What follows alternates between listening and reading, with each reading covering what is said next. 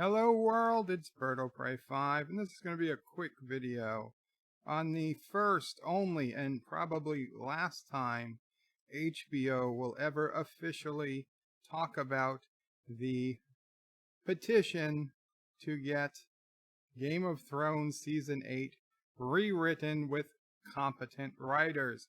The petition is at 1,696,644 people, now 45, and climbing.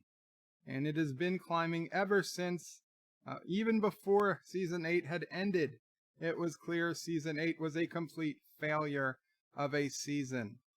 So we expected HBO would eventually address this, although we also knew they were going to say, yeah, no thanks. So let's see what they actually said. HBO bosses have finally addressed the fan petition called for the final season of Game of Thrones to be rewritten.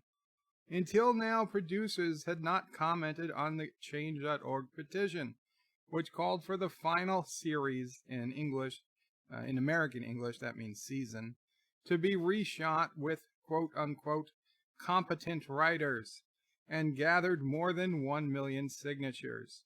Yeah, almost 2 million. The president of HBO, the network which the show airs in the US, has now had his say, claiming the remake is, again, in quotes, not something we seriously considered. Close quote. You know what? Nobody is surprised. I signed the petition. Did I think HBO was going to refilm it? No. I never thought it was even in the realm of possibility.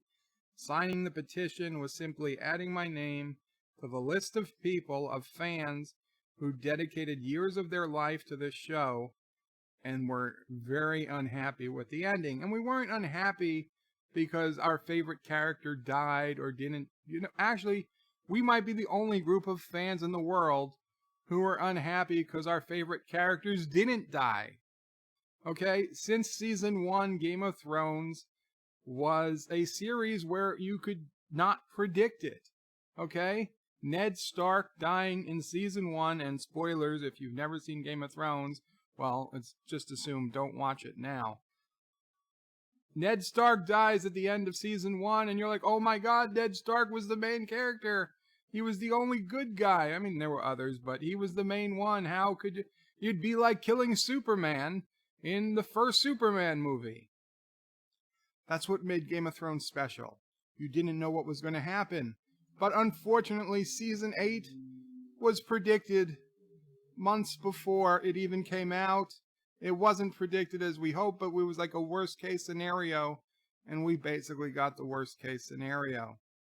Speaking at the Television Critics Association Summer Press Tour, Casey Bloys continued via TV Line. There are very, very few downsides to having a hugely popular show. But one I can think of is when you try to end it, many people have big opinions on how those characters' stories should come to an end. No, this is beyond that. Okay, when Sopranos ended, I was annoyed at the ending at first because, yes, it was a big show. I'd put in a lot of time, invested time. I enjoyed it. And then when they did that ending and they just went to black, I was like, oh my God, did my TV go out? Did my cable go out? No. It took me minutes before I realized what happened. And yeah, the next day I was annoyed. But did I start a petition? Did I sign a petition? No. And looking back, even just a month later, not even a month, probably within days, but certainly years later, Sopranos ending was fine. It was a good ending. I don't hate the ending of Sopranos. The Sopranos was still a great show, and if you haven't seen Sopranos, I urge you to do it.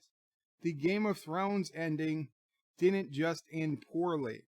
It destroyed any reason for ever watching the series, in my opinion.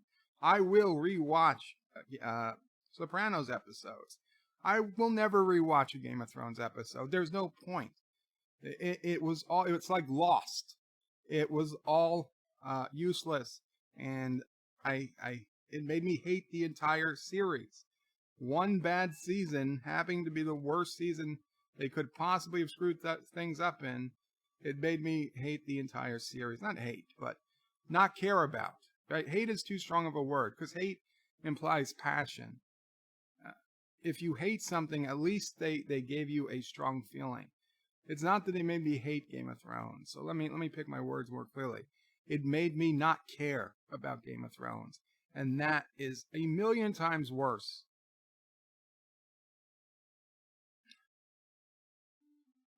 Referencing the Game of Thrones success in this year's Emmy nominations last week, Blois added 32 Emmy nominations is certainly nice validation. The hell it is. Okay, we all know Emmys, like all the other awards, they're just for Hollywood types to pat themselves on the back. It has very little to do with what the public actually believes. The public's beliefs aren't in Emmys. They're not in Academy Awards. That is you people all just gathering around saying, oh, look, we did a good job. Yay, let's have a party, spend millions of dollars, and get all this free swag. It means nothing to the real people. Emmys mean nothing. You're patting yourself on the back that you think that means anything. Many of the show's cast has already spoken out against the petition.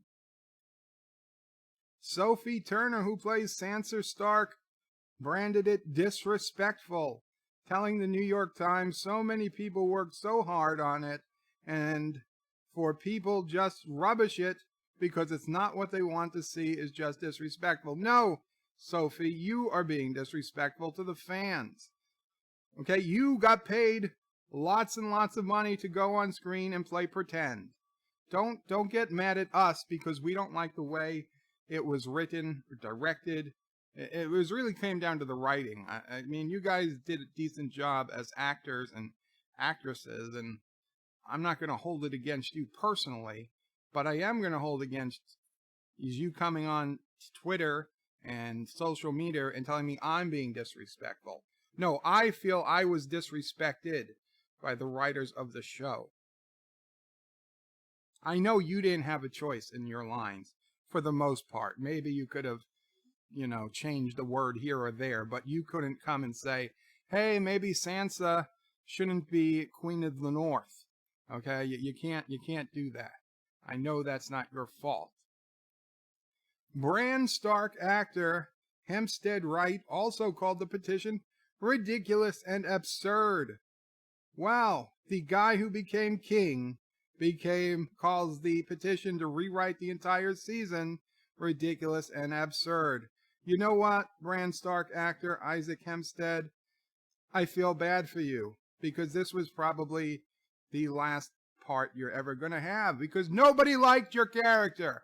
And I feel bad because you were paralyzed and I'm paralyzed. And the only person who was happy that you becoming king was my mother. Because she sees, you were Bran the Broken. I am Bird the Broken in that respect. And she was happy to see someone who couldn't walk become king. For the rest of us, no, you should have never become king. You should have probably died fighting the Night King. But whatever. While Jacob Anderson, the Grey Worm, called it insulting. Again, no, Grey Worm, you were insulting. You were insulting. You are supposed to be a trained, disciplined soldier, and you lose your crap, and you lose your queen. Where was the protection? And I'm sorry, your loved one got killed. It happens in war. Okay, millions of people, well, maybe hundreds of thousands, I'm not sure the population of Westeros in the world, but lots of people lost loved ones in this war. Okay, you're not special. The petition was set up before the controversial final episode even aired, of course, because it wasn't just the episode, it was the entire season. You can't just refilm the final episode while that might put a Band-Aid on a gushing wound, it doesn't fix the problem. The entire season is the problem. And I know Daenerys going nuts. I know a lot of people are mad at that, but I am not of that mind. Daenerys going nuts is not the problem with season 8. We saw it. There was foreshadowing of it. I don't like it, but like I said, I didn't like Ned Stark dying.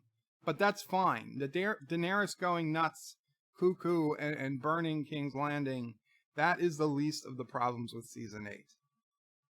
The petition was set up before the controversial final episode even aired, following Daenerys' decision to torch the city of King's Landing, with many fans claiming it was a betrayal of her character. I understand that, but it is and it isn't. I think the bigger problem, and the reason why I signed on to the petition, wasn't Daenerys. It was every other problem with season 8, and I don't want to go through them all here. But for one, the Night King just being taken out by a simple stab, as cool as it was for Arya Stark to drop the knife and pick it up in her other hand and stab him. That was a very cool scene, but a very crappy episode. Jon Snow needed to fight the Night King one-on-one. If he lived or he died, I don't know, but he needed to do it. That was the battle we were promised. And like in Game of Thrones, fine, maybe Jon Snow dies. I could live with that, but he needed to at least try.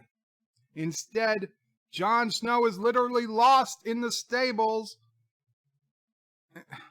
It's ridiculous. It's ridiculous. And Arya, if she's going to do it, use your goddamn powers that you learned to put on somebody's face. Put on the face of a White Walker and sneak up on the Night King at least. If you have to be the one to kill the Night King because girl power or something, fine, but do it smartly. Do it using powers that only you have. Don't just jump in from nowhere, literally from nowhere. It makes no sense that you could have gotten there, known where to go, or any of that stuff. I mean, even Bran wasn't around to tell you where to go. You just, boom, magic comes, jumping out of nowhere. Yay, dead. And then the biggest buildup is gone. And Cersei proved to be nothing. Blood pressure's going up. Okay. Have to wrap this up. But we finally got acknowledgement from HBO. That's the best we can do, the best we can hope for. I had to bring this up. If you like, please like, subscribe. If you don't like, dislike. Just do me a favor, tell me what you dislike, how I can improve. I'd appreciate it. And I guess take care. Qapla. Thank you all for watching my video. Please remember to comment, like, and subscribe. And don't forget to hit that bell icon. Without it, you won't get notifications of new videos. Check out BirdoPrey5.com, the new home of everything BirdoPrey5 on the web. You can also check out my forum at juot.net. I'm also on social media, on Facebook, Twitter, and Gab. If you'd like to make a donation, check out paypal.me/BirdoPrey5 or on BirdoPrey5.com. Take care.